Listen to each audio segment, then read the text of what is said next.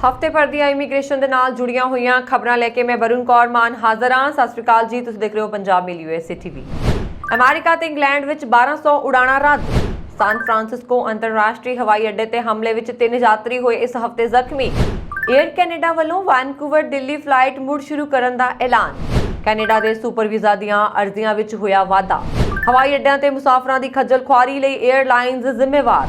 Canada ਦੀ ਹੌਲੀ immigration ਪ੍ਰਕਿਰਿਆ ਵਿੱਚ ਉਲਝੇ 7 ਲੱਖ ਭਾਰਤੀ। ਆਸਟ੍ਰੇਲੀਆ ਦੇ ਵੀਜ਼ਿਆਂ ਵਿੱਚ ਦੇਰੀ ਤੋਂ ਕੌਮਾਂਤਰੀ ਵਿਦਿਆਰਥੀ ਪਰੇਸ਼ਾਨ। UK ਵਿੱਚ ਗੈਰ ਕਾਨੂੰਨੀ ਪ੍ਰਵਾਸੀਆਂ ਤੇ ਨਜ਼ਰ ਰੱਖਣ ਲਈ ਬਿਜਲਾਈ ਯੰਤਰ ਦੀ ਵਰਤੋਂ ਕਰੇਗਾ। ਭਾਰਤ ਵੱਲੋਂ ਅਫਗਾਨ ਸਿੱਖਾਂ ਤੇ ਹਿੰਦੂਆਂ ਲਈ 100 ਵੀਜ਼ਾ ਜਾਰੀ। ਜਾਫਨਾ ਤੋਂ ਭਾਰਤ ਲਈ ਅਗਲੇ ਮਹੀਨੇ ਉਡਾਣਾਂ ਬਹਾਲ ਕਰੇਗਾ ਸ੍ਰੀਲੰਕਾ। ਅਫਗਾਨਿਸਤਾਨ ਦੇ ਜਲਾਲਾਬਾਦ ਏਅਰਪੋਰਟ ਤੇ 2 ਦਹਾਕਿਆਂ ਬਾਅਦ ਮੁੜ ਸ਼ੁਰੂ ਹੋਈ ਨਾਗਰਿਕ ਉਡਾਣ। श्रीनगर तो शारजाह ਲਈ ਸਿੱਧੀਆਂ ਉਡਾਣਾਂ ਜਲਦ ਹੋਣਗੀਆਂ ਸ਼ੁਰੂ। ਮਈ ਵਿੱਚ 5 ਗੁਣਾ ਵਧੇ ਘਰੇਲੂ ਹਵਾਈ ਯਾਤਰੀ।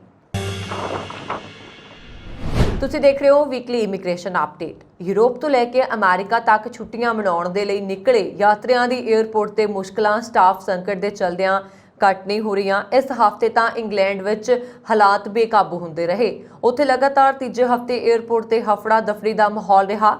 ਸੋਮਵਾਰ ਨੂੰ ਯਾਤਰੀ ਪ੍ਰਬੰਧਨ ਕਰਨ ਵਿੱਚ ਨਾਕਾਮ ਰਹੇ ਲੰਡਨ ਦੇ ਹੀਥਰੋ ਏਅਰਪੋਰਟ ਤੇ ਅਧਿਕਾਰੀਆਂ ਨੂੰ ਜਹਾਜ਼ ਕੰਪਨੀਆਂ ਨੂੰ ਅਚਾਨਕ ਆਦੇਸ਼ ਦੇ ਦਿੱਤਾ ਕਿ ਉਹ ਆਪਣੀ 10% ਦੀ ਉਡਾਣਾਂ ਰੱਦ ਕਰ ਦੇਣ।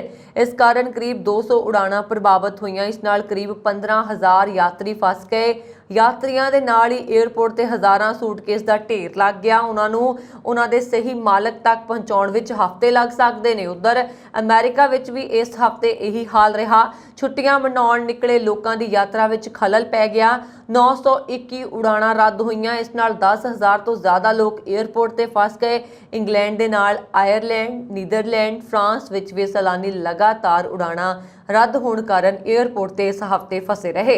ਜਰਮਨੀ ਵਿੱਚ ਇਸੇ ਤਰ੍ਹਾਂ ਹੀ ਹਫੜਾ ਦਫੜੀ ਦਾ ਮਾਹੌਲ ਹੈ। ਲਗਾਤਾਰ ਉਡਾਣਾਂ ਰੱਦ ਹੋਣ ਕਾਰਨ ਸਟਾਫ ਦੀ ਕਿੱਲਤ ਹੈ। ਕਰੋਨਾ ਤੋਂ ਪਹਿਲਾਂ ਇੰਗਲੈਂਡ ਵਿੱਚ 74,000 ਲੋਕ ਜਹਾਜ਼ ਕੰਪਨੀਆਂ ਵਿੱਚ ਕੰਮ ਕਰਦੇ ਸੀ। ਕਰੋਨਾ ਦੇ ਚਲਦਿਆਂ 30,000 ਲੋਕਾਂ ਦੀ ਛਾਂਟੀ ਕਰ ਦਿੱਤੀ ਗਈ। ਹੁਣ ਜਹਾਜ਼ ਸੇਵਾ ਮੁੜ ਪਟੜੀ ਤੇ ਪਰਤ ਚੁੱਕੀ ਹੈ, ਪਰ ਸਟਾਫ ਨਹੀਂ ਆਇਆ। ਨਾਲ ਹੀ ਏਅਰਪੋਰਟ ਤੇ ਸਹਿਯੋਗੀ ਦੇ ਰੂਪ ਵਿੱਚ 66,000 ਸਟਾਫ ਵਿੱਚੋਂ ਵੱਡੀ ਗਿਣਤੀ ਵਿੱਚ ਲੋਕ ਜੌਬ ਤੋਂ ਹਟਾਏ ਜਾ ਚੁੱਕੇ ਨੇ। ਦੇਸ਼ ਵਿੱਚ ਅਲੱਗ-ਅਲੱਗ ਸੈਕਟਰ ਵਿੱਚ 12,95,000 ਅਹੁਦੇ ਖਾਲੀ ਪਏ ਨੇ। ਅਮਰੀਕਾ ਦੇ ਸੈਨ ਫਰਾਂਸਿਸਕੋ ਅੰਤਰਰਾਸ਼ਟਰੀ ਹਵਾਈ ਅੱਡੇ ਤੇ ਸ਼ੁੱਕਰਵਾਰ ਨੂੰ ਇੱਕ ਵਿਅਕਤੀ ਨੇ ਯਾਤਰੀਆਂ ਤੇ ਤੇਜ਼ਧਾਰ ਹਥਿਆਰਾਂ ਨਾਲ ਹਮਲਾ ਕਰ ਦਿੱਤਾ। ਅਧਿਕਾਰੀਆਂ ਨੇ ਜਾਣਕਾਰੀ ਦਿੱਤੀ। ਉਹਨਾਂ ਨੇ ਦੱਸਿਆ ਕਿ ਹਮਲੇ ਵਿੱਚ 3 ਯਾਤਰੀ ਜ਼ਖਮੀ ਹੋਏ। ਹਾਲਾਂਕਿ ਬਾਅਦ ਵਿੱਚ ਅਧਿਕਾਰੀਆਂ ਨੇ ਹਮਲਾਵਰ ਨੂੰ ਗ੍ਰਿਫਤਾਰ ਵੀ ਕਰ ਲਿਆ ਸੀ। ਪੁਲਿਸ ਨੇ ਕਿਹਾ ਦੋਸ਼ੀ ਨੇ ਸ਼ਾਮ 6 ਵਜੇ ਦੇ ਕਰੀਬ ਹਵਾਈ ਅੱਡੇ ਦੇ ਅੰਤਰਰਾਸ਼ਟਰੀ ਟਰਮੀਨਲ ਵਿੱਚ ਪ੍ਰਵੇਸ਼ ਕੀਤਾ ਤੇ ਡਿਪਾਰਚਰ ਟਰਮੀਨਲ ਵਿੱਚ ਚਾਰੇ ਪਾਸੇ ਘੁੰਮਦੇ ਹੋਏ ਅਚਾਨਕ ਇੱਕ ਤੇਜ਼ਧਾਰ ਹਥਿਆਰ ਨਾਲ 3 ਲੋਕਾਂ ਤੇ ਹਮਲਾ ਕਰ ਦਿੱਤਾ। ਹਵਾਈ ਅੱਡੇ ਤੇ ਤਾਇਨਾਤ ਪ੍ਰਬੰਧਕ ਰਸੇਲ ਮੈਕ ਨੇ ਸੈਨ ਫਰਾਂਸਿਸਕੋ ਪੁਲਿਸ ਨੂੰ ਦੱਸਿਆ ਕਿ ਜਿਸ ਸਮੇਂ ਯਾਤਰੀਆਂ ਤੇ ਹਮਲਾ ਹੋਇਆ ਉਸ ਸਮੇਂ ਉਹ ਸੁਰੱਖਿਆ ਜਾਂਚ ਤੋਂ ਪਹਿਲਾਂ ਦੇ ਪੁੱਜੇ ਪੁਲਿਸ ਅਧਿਕਾਰੀਆਂ ਨੇ ਹਮਲਾਵਰ ਨੂੰ ਗ੍ਰਿਫਤਾਰ ਕਰ ਲਿਆ। ਹਾਲਾਂਕਿ ਉਸ ਦੇ ਨਾਮ ਦਾ ਖੁਲਾਸਾ ਅਜੇ ਤੱਕ ਨਹੀਂ ਕੀਤਾ ਗਿਆ। ਅਧਿਕਾਰੀਆਂ ਮੁਤਾਬਕ ਪੀੜਤਾਂ ਨੂੰ ਮਾਮੂਲੀ ਸੱਟਾਂ ਲੱਗੀਆਂ ਨੇ ਅਤੇ ਯਾਤਰਾ ਤੋਂ ਪਹਿਲਾਂ ਉਹਨਾਂ ਨੂੰ ਮੁੱਢਲੀ ਸਹਾਇਤਾ ਦਿੱਤੀ ਗਈ। ਉਹਨਾਂ ਨੇ ਕਿਹਾ ਕਿ ਘਟਨਾ ਦੇ ਚਲਦੇ ਹਵਾਈ ਅੱਡੇ ਤੋਂ ਕਿਸੇ ਹੋਰ ਉਡਾਣ ਦਾ ਸੰਚਾਲਨ ਪ੍ਰਭਾਵਿਤ ਨਹੀਂ ਹੋਇਆ। ਰਸੇਲ ਮੈਕ ਨੇ ਕਿਹਾ ਕਿ ਫਿਲਹਾਲ ਇਹ ਸਪਸ਼ਟ ਨਹੀਂ ਹੈ ਕਿ ਸ਼ੱਕੀ ਕਿਹੜੀ ਉਡਾਣ ਦਾ ਯਾਤਰੀ ਸੀ ਜਾਂ ਨਹੀਂ, ਜਾਂ ਉਸਨੇ ਕਿਸ ਮਕਸਦ ਨਾਲ ਹਮਲਾ ਕੀਤਾ। ਹਵਾਈ ਅੱਡੇ ਤੇ ਮੌਜੂਦ KTVU TV ਦੇ ਇੱਕ ਪੱਤਰਕਾਰ ਨੇ ਦੱਸਿਆ ਕਿ ਘਟਨਾ ਸਥਾਨ ਤੋਂ ਤੇਜ਼ਧਾਰ ਹਥਿਆਰ ਹਟਾ ਦਿੱਤੇ ਗਏ ਸੀ। ਹਾਲਾਂਕਿ ਹਮਲੇ ਨਾਲ ਜੁੜੀ ਹੋਰ ਜਾਣਕਾਰੀ ਉਸ ਵੇਲੇ ਉਪਲਬਧ ਨਹੀਂ ਸੀ। ਬਾਅਦ ਵਿੱਚ ਇਸ ਹਫ਼ਤੇ ਦੀ ਗੱਲ ਹੈ ਤੇ ਸਾਰਾ ਕੁਝ ਠੀਕ ਹੋ ਚੁੱਕਿਆ ਸੀ। ਏਅਰ ਕੈਨੇਡਾ ਵੱਲੋਂ ਵੈਨਕੂਵਰ ਤੋਂ ਦਿੱਲੀ ਫਲਾਈਟ ਮੁੜ ਸ਼ੁਰੂ ਕਰਨ ਦਾ ਐਲਾਨ ਕੀਤਾ ਗਿਆ, ਜੋ ਰੂਸ ਵੱਲੋਂ ਯੂਕਰੇਨ ਉੱਪਰ ਹਮਲੇ ਮਗਰੋਂ ਬੰਦ ਕਰ ਦਿੱਤੀ ਗਈ ਸੀ। ਦੂਜੇ ਪਾਸੇ ਟੋਰਾਂਟੋ ਤੋਂ ਬੰਬਈ ਤੱਕ ਸੀਜ਼ਨਲ ਫਲਾਈਟਸ ਵੀ ਚਲਾਈਆਂ ਜਾਣਗੀਆਂ, ਜਿਸ ਨਾਲ ਕੈਨੇਡਾ ਵਸਦੇ ਭਾਰਤੀਆਂ ਨੂੰ ਬੇਹੱਦ ਫਾਇਦਾ ਹੋਏਗਾ। ਏਅਰ ਕੈਨੇਡਾ ਵੱਲੋਂ 2022-23 ਦੀ ਸਮਾਂ ਸਾਰਣੀ ਦਾ ਐਲਾਨ ਕਰਦਿਆਂ ਦੱਸਿਆ ਗਿਆ ਕਿ 1 ਅਕਤੂਬਰ ਤੋਂ ਵੈਨਕੂਵਰ ਦਿੱਲੀ ਫਲਾਈਟ ਮੁੜ ਸ਼ੁਰੂ ਹੋ ਰਹੀ ਹੈ। ਏਅਰ ਕੈਨੇਡਾ ਦੇ ਨੈਟਵਰਕ ਪਲਾਨਿੰਗ ਅਤੇ ਰੈਵਨਿਊ ਮੈਨੇਜਮੈਂਟ ਵਿਭਾਗ ਦੇ ਸੀਨੀਅਰ ਵਾਈਸ ਪ੍ਰੈਜ਼ੀਡੈਂਟ ਮਾਰਕ ਗਰਾਲਡੋ ਨੇ ਦੱਸਿਆ ਕਿ ਸਾਊਥ ਈਸਟ ਏਸ਼ੀਆ ਵਾਸਤੇ ਪਹਿਲੀ ਨਾਨ ਸਟਾਪ ਫਲਾਈਟ ਦਾ ਐਲਾਨ ਕਰਦਿਆਂ ਖੁਸ਼ੀ ਹੋ ਰਹੀ ਹੈ। ਕੈਨੇਡਾ ਦੇ ਪੱਕੇ ਤੌਰ ਤੇ ਰਹਿ ਰਹੇ ਵਿਦੇਸ਼ੀ ਅਤੇ ਕੈਨੇਡਾ ਦੇ ਨਾਗਰਿਕ ਆਪਣੇ ਮਾਪਿਆਂ ਨੂੰ ਪੱਕੇ ਤੌਰ ਤੇ ਅਪਲਾਈ ਕਰਨ ਦੇ ਚਾਹਵਾਨ ਹੁੰਦੇ ਨੇ, ਪਰ 2011 ਵਿੱਚ ਬਦਲੇ ਕਾਨੂੰਨਾਂ ਮੁਤਾਬਕ ਕੈਨੇਡਾ ਸਰਕਾਰ ਵੱਡੀ ਉਮਰ ਦੇ ਲੋਕਾਂ ਨੂੰ ਇਮੀਗ੍ਰੇਸ਼ਨ ਦੇਣ ਤੋਂ ਇਨਕਾਰੀ ਹੈ ਤਾਂ ਕਿ ਪੈਨਸ਼ਨ ਅਤੇ ਸਿਹਤ ਸਹੂਲਤਾਂ ਦੇ ਸਿਸਟਮ ਤੇ ਉਹਨਾਂ ਵਿਦੇਸ਼ੀਆਂ ਦਾ ਬੋਝ ਨਾ ਪਵੇ ਜਿਨ੍ਹਾਂ ਦਾ ਦੇਸ਼ ਵਾਸਤੇ ਕੋਈ ਯੋਗਦਾਨ ਨਹੀਂ ਰਿਹਾ ਹੁੰਦਾ। ਕੰਜ਼ਰਵੇਟਿਵ ਪਾਰਟੀ ਦੀ ਸਰਕਾਰ ਨੇ ਸੁਪਰ ਵੀਜ਼ਾ ਦੀ ਨੀਤੀ ਬਣਾਈ ਸੀ, ਜਿਸ ਦੀ ਲਿਬਰਲ ਪਾਰਟੀ ਦੇ ਚੋਟੀ ਦੇ ਆਗੂ ਵਿਰੋਧੀ ਧਿਰ ਵਿੱਚ ਹੁੰਦੀਆਂ ਕਰੜੀਆਂ ਆਲੋਚਨਾ ਤਾਂ ਕਰਦੇ ਰਹੇ, ਪਰ 2015 ਚ ਆਪਣੀ ਸਰਕਾਰ ਬਣਾ ਲੈਣ ਤੋਂ ਬਾਅਦ ਸੁਪਰ ਵੀਜ਼ਾ ਦੀਆਂ ਸਿਫਤਾਂ ਕਰਨੀਆਂ ਸ਼ੁਰੂ ਕਰ ਦਿੱਤੀਆਂ ਤੇ ਉਸ ਨੀਤੀ ਨੂੰ ਜਾਰੀ ਰੱਖਿਆ ਜਾ ਰਿਹਾ ਅਤੇ ਬਜ਼ੁਰਗਾਂ ਨੂੰ ਪੱਕੇ ਕਰਨ ਤੋਂ ਹੱਥ ਪਿੱਛੇ ਰੱਖਿਆ ਜਾ ਰਿਹਾ। ਅਜਿਹੇ ਵਿੱਚ ਪਰਿਵਾਰਾਂ ਵਾਸਤੇ ਸੁਪਰ ਵੀਜ਼ਾ ਇੱਕ ਵੱਡਾ ਆਸਰਾ ਬਣਦਾ ਰਿਹਾ ਅਤੇ ਅਰਜ਼ੀਆਂ ਦੀ ਭਰਮਾਰ ਹੋਈ ਰਹਿੰਦੀ ਹੈ। ਇਮੀਗ੍ਰੇਸ਼ਨ ਵਿਭਾਗ ਦੇ ਅੰਕੜਿਆਂ ਅਨੁਸਾਰ ਹਰੇਕ ਸਾਲ ਲਗਭਗ 17,000 ਸੁਪਰ ਵੀਜ਼ਾ ਜਾਰੀ ਕੀਤੇ ਜਾਂਦੇ ਨੇ। ਇੱਕ ਵਾਰੀ ਸੁਪਰ ਵੀਜ਼ਾ ਪਾਸਪੋਰਟ ਵਿੱਚ ਲੱਗ ਜਾਵੇ ਤਾਂ ਉਹ ਕੈਨੇਡਾ ਜਾਣ ਵਾਸਤੇ 10 ਸਾਲ ਤੱਕ ਕੰਮ ਆਉਂਦਾ ਹੈ। ਬੀਤੇ 10 ਸਾਲਾਂ ਦੌਰਾਨ ਸੁਪਰ ਵੀਜ਼ਾ ਨਾਲ ਕੈਨੇਡਾ ਜਾ ਕੇ 2 ਸਾਲ ਰਿਹਾ ਜਾ ਸਕਦਾ ਹੈ, ਪਰ 4 ਜੁਲਾਈ ਤੋਂ ਹਰੇਕ ਵਾਰੀ ਜਾ ਕੇ 7 ਸਾਲਾਂ ਤੱਕ ਰਹਿਣਾ ਸੰਭਵ ਕਰ ਦਿੱਤਾ ਜਾਏਗਾ। ਪਰ ਹੁਣ ਬਦਲੇ ਹੋਏ ਹਾਲਾਤ 'ਚ ਅਕਸਰ ਬਜ਼ੁਰਗਾਂ ਨੂੰ ਕੈਨੇਡਾ ਵਿੱਚ ਰਹਿਣ ਦਾ ਫਾਇਦਾ ਘੱਟ ਤੇ ਨੁਕਸਾਨ ਵੱਧ ਨਜ਼ਰ ਆਉਣ ਲੱਗਾ ਪਿਆ, ਕਿਉਂਕਿ ਬਿਮਾਰੀਆਂ ਦੇ ਇਲਾਜ ਆਪਣੇ ਕੋਲੋਂ ਕਰਨੇ ਪੈਂਦੇ ਨੇ। ਕੈਨੇਡਾ ਦੇ ਹਵਾਈ ਅੱਡਿਆਂ ਤੇ ਮੁਸਾਫਰਾਂ ਨੂੰ ਦਰਪੇਸ਼ ਸਮੱਸਿਆਵਾਂ ਲਈ ਜ਼ਿੰਮੇਵਾਰ ਹੋਣ ਦਾ ਦੋਸ਼ ਹੁਣ 에ਅਰਲਾਈਨਜ਼ ਸਿਰ ਮੜਿਆ ਜਾਣ ਲੱਗਾ। ट्रांसपोर्ट मंत्री उमर अलगबरा ते हवाई सफर नाल संबंधित विशेषज्ञां दा कहना है कि वधेरे जवाबदेही एयरलाइंस दी बनदी है, क्योंकि पहला अन्नेवाह फ्लाइट्स का ऐलान कर दिता जाता है, फिर अचानक इन्हां नूं रद्द कर दिते जाण कारण मुसाफर कसूते फस जांदे ने। वैनकूवर दे कौमांतरी हवाई अड्डे ते भावें हालात कुछ सखावे होण दे संकेत मिले ने, पर टोरंटो दे पीयरसन इंटरनैशनल एयरपोर्ट ते मुसाफरां दीआं लंबीआं कतारां, फ्लाइटां विच देरी अते खज्जल खुआरी जिउं दी त्यों बरकरार है। ਕੈਨੇਡਾ ਵਿੱਚ ਇਮੀਗ੍ਰੇਸ਼ਨ ਅਰਜ਼ੀਆਂ ਦਾ ਬੈਕਲੌਗ 24 ਲੱਖ ਤੋਂ ਟੱਪ ਚੁੱਕਾ ਹੈ। ਇਹਨਾਂ ਵਿੱਚ 7 ਲੱਖ ਭਾਰਤੀ ਸ਼ਾਮਲ ਨੇ ਜਿਹੜੇ ਲੰਬੇ ਸਮੇਂ ਤੋਂ ਲਾਈਨ ਵਿੱਚ ਲੱਗੇ ਹੋਏ ਨੇ ਤੇ ਉਡੀਕ ਕਰ ਰਹੇ ਨੇ ਕਿ ਉਹਨਾਂ ਦੀ ਕਾਗਜ਼ੀ ਪ੍ਰਕਿਰਿਆ ਕਦੋਂ ਮੁਕੰਮਲ ਹੋਏਗੀ। ਕਰੋਨਾ ਮਹਾਮਾਰੀ ਦੀ ਸ਼ੁਰੂਆਤ ਤੋਂ ਲੈ ਕੇ ਇਮੀਗ੍ਰੇਸ਼ਨ ਅਰਜ਼ੀਆਂ ਦਾ ਭੰਡਾਰ ਲੱਗਦਾ ਜਾ ਰਿਹਾ। ਵੱਡੇ ਕਾਰੋਬਾਰੀਆਂ ਤੋਂ ਲੈ ਕੇ ਆਮ ਸੈਲਾਨੀਆਂ ਤੱਕ ਇੱਕ ਲੰਬਾ ਕੈਨੇਡੀਅਨ ਇਮੀਗ੍ਰੇਸ਼ਨ ਅਤੇ ਵੀਜ਼ਾ ਬੈਕਲੌਗ ਬਹੁਤ ਸਾਰੇ ਲੋਕਾਂ ਨੂੰ ਕੈਨੇਡਾ ਦੀ ਯਾਤਰਾ ਕਰਨ ਤੋਂ ਰੋਕ ਰਿਹਾ। ਇਸ ਕਾਰਨ ਦੇਸ਼ ਨੂੰ ਸੈਰ ਸਪਾਟਾ ਖੇਤਰ ਰਾਹੀਂ ਹੋਣ ਵਾਲੀ ਆਮਦਨੀ ਦਾ ਵੀ ਨੁਕਸਾਨ ਝੱਲਣਾ ਪੈ ਰਿਹਾ।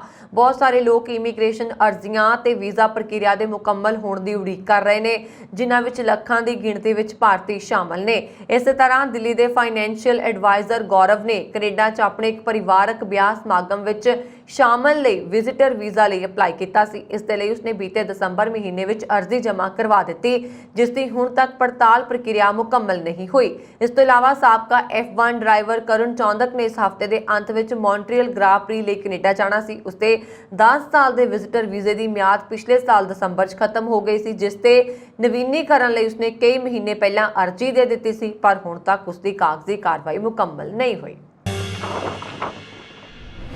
ਆਸਟ੍ਰੇਲੀਆ ਦੀਆਂ ਯੂਨੀਵਰਸਿਟੀਜ਼ ਵਿੱਚ ਕੌਮਾਂਤਰੀ ਵਿਦਿਆਰਥੀਆਂ ਦੀ ਆਮਦ ਉਮੀਦ ਨਾਲੋਂ ਘੱਟ ਹੈ, ਪਰ ਉਹ ਆਸਵੰਦ ਨੇ ਕਿ ਆਸਟ੍ਰੇਲੀਆ ਦਾ ਸਿੱਖਿਆ ਖੇਤਰ ਇਸ ਸਾਲ ਦੇ ਅੰਤ ਤੱਕ ਮੁੜ ਲੀਹ ਤੇ ਆ ਜਾਏਗਾ। ਹੁਨਰ ਅਤੇ ਰੋਜ਼ਗਾਰ ਵਿਭਾਗ ਅਨੁਸਾਰ ਮਾਰਚ 2020 ਤੋਂ ਵਿਦਿਆਰਥੀਆਂ ਦੇ ਆਉਣ ਦੀ ਸ਼ੁਰੂਆਤੀ ਗਿਣਤੀ 1,23,900 ਸੀ, ਜੋ ਕਿ 2021 ਦੀ ਇਸੇ ਮਿਆਦ ਦੇ ਮੁਕਾਬਲੇ 2% ਵੱਧ ਹੈ।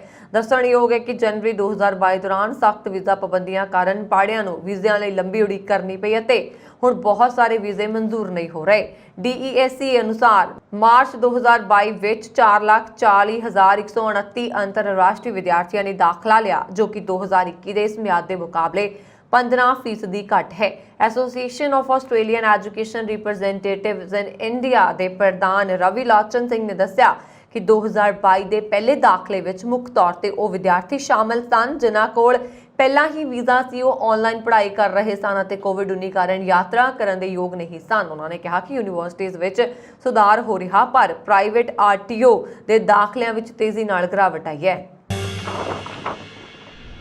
ਬ੍ਰਿਟੇਨ ਦੀ ਸਰਕਾਰ ਦੇਸ਼ ਵਿੱਚ ਸ਼ਰਨ ਮੰਗਣ ਵਾਲੇ ਕੁਝ ਗੈਰ ਕਾਨੂੰਨੀ ਪ੍ਰਵਾਸੀਆਂ ਦੀਆਂ ਗਤੀਵਿਧੀਆਂ ਤੇ ਨਜ਼ਰ ਰੱਖਣ ਲਈ ਬਿਜਲਾਈ ਯੰਤਰ ਦੀ ਵਰਤੋਂ ਕਰਨ ਲਈ 12 ਮਹੀਨਿਆਂ ਦੀ ਪਾਇਲਟ ਯੋਜਨਾ ਸ਼ੁਰੂ ਕਰ ਰਹੀ ਹੈ। ਪ੍ਰਧਾਨ ਮੰਤਰੀ ਬੋਰਿਸ ਜੌਨਸਨ ਨੇ ਕਿਹਾ ਕਿ ਇਸ ਲਈ ਜ਼ਰੂਰੀ ਸੀ ਤਾਂ ਜੋ ਲਾਰੀਆਂ ਵਿੱਚ ਲੁੱਕ ਕੇ ਅਤੇ ਛੋਟੀਆਂ ਕਿਸ਼ਤੀਆਂ ਵਿੱਚ ਸਵਾਰ ਹੋ ਕੇ ਖਤਰਨਾਕ ਰਸਤਿਆਂ ਰਾਹੀਂ ਆਉਣ ਵਾਲੇ ਲੋਕ ਆਸਾਨੀ ਨਾਲ ਗਾਇਬ ਨਾ ਹੋ ਸਕਣ।